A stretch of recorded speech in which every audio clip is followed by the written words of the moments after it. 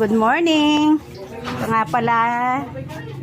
Yan, ako yung ingredients ng akin tinola. Ang ganda ng tagnan ko. Bawang sibuyas. Yan ko ng tanglad. Ayan, tanglad at saka sayote. Ayan. Tapos yung manok, eto. Katayin ko na.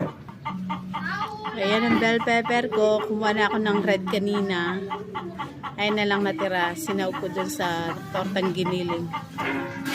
Ito na, bawang. Ay, luya. Ay,